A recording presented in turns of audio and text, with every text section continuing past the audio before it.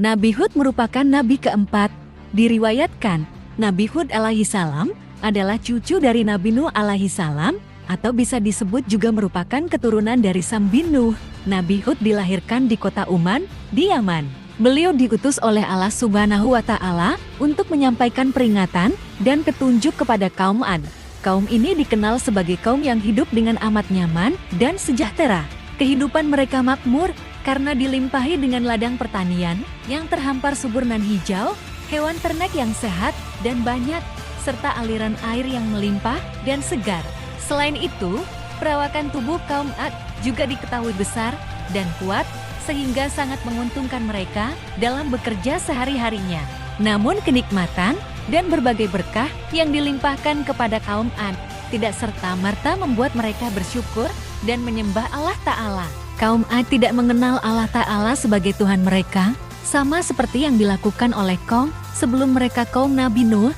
Mereka menyembah patung buatan mereka sendiri yang diberi nama Samud dan Al-Hatar. Nabi Hud memiliki tugas yang besar, yaitu mengingatkan kaum Ad untuk menghindari penyembahan berhala dan menyuruh mereka kembali kepada Allah yang Maha Esa. Namun, kaum Ad menolak mendengarkan nasihat dan peringatan Nabi Hud. Mereka malah semakin memperluas kekufuran dan perbuatan buruk. Mereka bangga dengan kekuatan dan kekayaan mereka, sehingga sombong dan meremehkan peringatan Nabi Hud. Nabi Hud berusaha sekuat tenaga untuk mengajak mereka berpaling dari penyembahan berhala dan kembali kepada Allah. Ajakan Nabi Hud kepada kaumnya tertuang di dalam Al-Quran Surah Hud ayat 52. Artinya, dan Hud berkata, "Wahai kaumku, mohonlah ampunan kepada Tuhanmu, lalu bertobatlah kepadanya.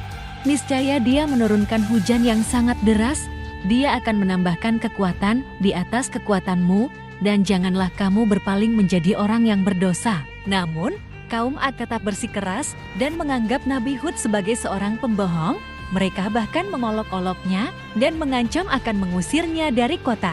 Mereka kaum Ad berkata, "Wahai Hud, engkau tidak mendatangkan suatu bukti yang nyata kepada kami, dan kami tidak akan meninggalkan sesembahan kami karena perkataanmu, dan kami tidak akan mempercayaimu." Quran Surah Hud ayat 53. Kami hanya mengatakan bahwa sebagian sesembahan kami telah menimpakan penyakit gila atas dirimu. Dia Hud menjawab, "Sesungguhnya aku bersaksi kepada Allah, dan saksikanlah bahwa aku berlepas diri dari apa yang kamu persekutukan." Quran Surah Hud ayat 54. Allah Ta'ala lalu mengirimkan bencana yang dahsyat kepada kaum Ad sebagai hukuman atas kekufuran dan perbuatan mereka yang jahat.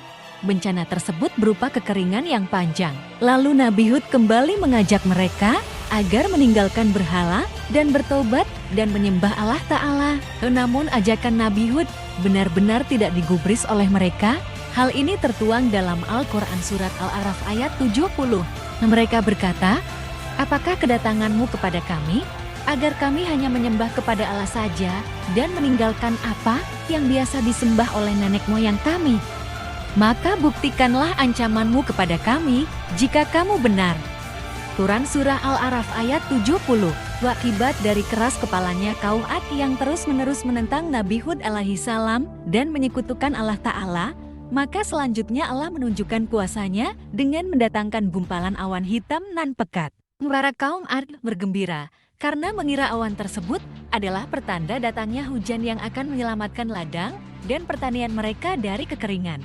Namun, di tengah sorak-sorai kaum Ad yang berbahagia atas kedatangan awan tersebut, Nabi Hud alaihi salam memberi peringatan bahwa awan hitam yang datang bukanlah pertanda baik akan turunnya hujan, melainkan pertanda buruk akan datangnya azab dari Allah Ta'ala kepada kaum Ad karena telah menyekutukan Allah Ta'ala.